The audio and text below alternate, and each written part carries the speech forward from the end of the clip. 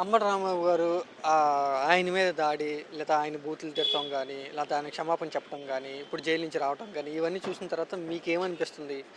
పరిపాలన ఏ విధంగా ఉంది? వైసీపీ వాళ్ళది తప్పా? లేదా కూటమి చేస్తుంది రైటా? ఏమండి ఎవరు చేసిన తప్పు రైట్ అనేది కాలేదండి. ఇక్కడ జరుగుతుంది ఏంటి అంటే ఇప్పుడు ఎదుటి వాళ్ళని రెచ్చగొట్టిన తర్వాత మళ్ళీ దాంట్లో లాగడం అనేది అది చాలా పెద్ద తప్పు. ఒకటి. రెండు, ఎప్పుడైతే మనం ప్రాయశ్చిత్త పడ్డామో అది తప్పు జరిగింది, పొరపాటు నేను అనాల్సింది కాదు అన్న తర్వాత ప్రాయశ్చిత్తను మించింది ఇంకేదీ లేదు అక్కడ. ఆయన అందరికీ ఆయన స్పృహ వచ్చిన తర్వాత వెంటనే వచ్చి ప్రెస్ మీట్ పెట్టిన తర్వాత ఆయన బహిరంగ క్షమాపణ చెప్పినట్టే లెక్క ఇంక అది వాస్తవంగా అది పరిగణలో తీసుకుంటాం ఎవరైనా కానీ. ఇప్పుడు ఈ రోజుల్లో చాలా అనేక మాటలు మాట్లాడుతున్నారు బయట. ప్రతి మాటకి ప్రతి అర్థానికి వాళ్ళ ఎంత దారుణంగా తయారయ్యారంటే అంత దారుణంగా తయారైన పరిస్థితి. ఇట్లాంటి పరిస్థితుల్లో ఆయన ఎప్పుడైతే బయటకు వచ్చి చెప్పిన తర్వాత కూడా ఇలా చేయడం అనేది చాలా అప్రసమంగా జరుగుతుంది ఇక్కడ. అట్లాగే ఇంత ఆడవిగా పాలన అనేది ఇంతవరకు ఎప్పుడు చూడలేదండి. ఎందుకంటే ఇట్లాంటివన్నీ కూడా బహిరంగ దాడులు తెగబడ్డం అంటే ఇంకో బీహార్ని తలపిస్తుందేమో, గుంటూరులో బీహార్ తలపిస్తుంది అనేది ఇవాళ వాస్తవంగా జరుగుతుంది. ఇలాంటివన్నీ కూడా కరెక్ట్ కాదండి. లా అండ్ ఆర్డర్ కరెక్ట్గా ఉండాలి. ఎప్పుడైనా సరే ఏ ప్రభుత్వం అయినా కానీ లా అండ్ ఆర్డర్ మాత్రం కరెక్ట్గా మెయింటైన్ చేయగలగాలి. ఇంత చేతిలో ఉండి కూడా మనం ఏం చేయలేకపోతున్నాం అంటే మరీ ఆలోచించడానికి కూడా చాలా భయంగా ఉంది బతకడానికి. ఈ దాడి జరిగిన తర్వాత అంబటి రాంబాబు ఏమన్నా భయపడినట్టు మీకు కనిపిస్తుందా? అస్సలు లేదండి. భయం అనేది ఆయన ముఖంలో కూడా కనిపించలేదు. వరుసగా చూస్తున్నాం, కోర్టులకు వచ్చినప్పుడు కూడా తీసుకొచ్చినప్పుడు కూడా చూసాము. ఎలాంటి బెదురు కూడా లేదు మనిషికి. అసలు ఎలా అంటే కడిగిన ముచ్చంలాగా బయటకు వచ్చారు.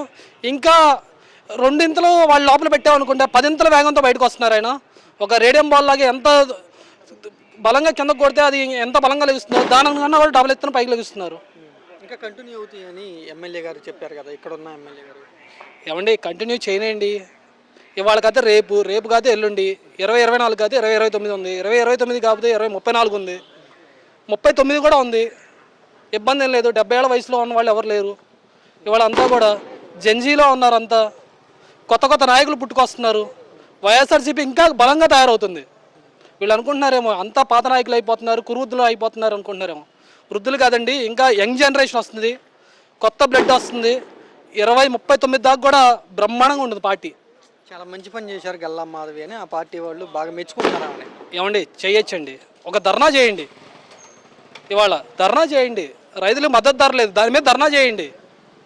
లేదు ఇవాళ నిరుద్యోగ వృత్తిస్తూ ఉన్నారు, దాని మీద ఇంకా రావట్లేదు, దాని మీద ధర్నా చేయండి.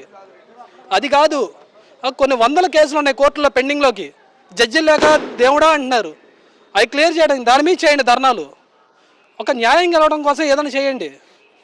ప్రతిదీ మౌలిక వసతులు లేవు, వాడి మీద కల్పించండి. వీడి మీద ధర్నాలు చేయకుండా ఇళ్ల ముందుకు వచ్చి ధర్నాలు చేసి బహిరంగ ప్రదర్శనలు చేస్తామంటే ప్రతి వాళ్ళు కాలర్ మొదలు పెడితే ప్రతి వాళ్ళు మొదలు పెడతారు. కానీ దానివల్ల ఉపయోగం ఏమని చెప్పండి. మనోభావాలు దెబ్బతిన్నాయి అంటున్నారు వాళ్ళు.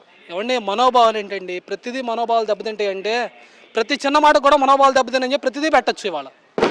ఇవాళ ఎప్పుడైతే కాన్స్టిట్యూషన్ మారిన తర్వాత ప్రతిదీ కూడా మనకి ఎలా కావాలంటే అలా పెట్టుకోవచ్చు. మనోభావాలు దెబ్బతిన్నాయి అంటే ప్రతి మాటకి మనోభావాలు దెబ్బతింటున్నాయి. అలాగే ప్రతి కేసులు పెట్టుకుంటే ఎన్ని కోట్లు కావాలి? ఉన్న కేసులే తెగట్లేదు, ఈ కొత్త కేసులో ఈ వీటన్నిటికీ ఎంత పడుతుంది? ఇవన్నీ అయ్యే పనులు కాదు. ఏదైనా ఉంటే మనం అలా కాదండి ఇలా చేయాలి, లేదు మనోభావాలు దెబ్బతిన్నాయి వెంటనే చెప్పారు కదా. చెప్పకపోతే నువ్వు వచ్చి గొడవ చేసినా ఒకటి సరే, అది కూడా అనుకుందాం. ఎదురెదురు పడాలి. పార్టీ ఆఫీస్ దగ్గర ఎదురెదురు పడతారా? లేదు. ఎక్కడన్నా ఉన్నప్పుడు నువ్వు ఎదురెదురు పడాలి. ఇళ్ళకి వచ్చి ఇంట్లో ఆడవాళ్ళు ఉన్నప్పుడు, చిన్నపిల్లలు ఉన్నప్పుడు, అందులోని పొరపాటున జరగరాని జరిగితే ఇంట్లో మంట పెట్టే అంత సినిమా ఉందండి. ఇదేమన్నా సినిమాలా? ఏదో కొట్టంగానే వెనకాల వచ్చి ఫైర్ ఇంజిన్ పెట్టడానికి. ఇంట్లో చిన్నపిల్లలు ఉన్నారు. ఎలా పొరపాటున జరగరాని జరిగితే, ఏదైనా ఒక చిన్న ప్రాణానికి ఏదైనా జరిగితే, చిన్న పిల్లడు గాయమైతే, మన ఇంట్లో పిల్లలకి గాయమైతే ఊరుకుంటామా? చాలా తప్పండి. అది ఏం చేయొచ్చు, బల ప్రదర్శన చేయాలనుకుని చేయండి ఏదో రోడ్డు పైన. ఇవన్నీ కరెక్ట్ కాదు, ఇలా చేయడం కూడా కరెక్ట్ కాదు.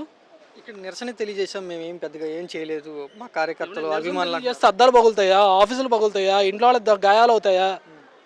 లేదంటే 5 గంటల పాటు నిర్విరామంగా జరుగుతుంటే తడవకి ఒక 100 మంది బయటికి రావడం, 100 మంది లోపలికి రావడం, 100 మంది బయటికి రావడం, 100 మంది లోపలికి వెళ్ళడం. ఏంది ఇది నిరసన అంటారా? నిరసన అంటే జెండాలు పట్టుకుని రోడ్డు పైన కూర్చుంటే కలెక్టరేట్ ఎదురు చేస్తారండి, అసెంబ్లీ ముట్టడి చేస్తారండి. అవి నిరసన అంటే ఇవా?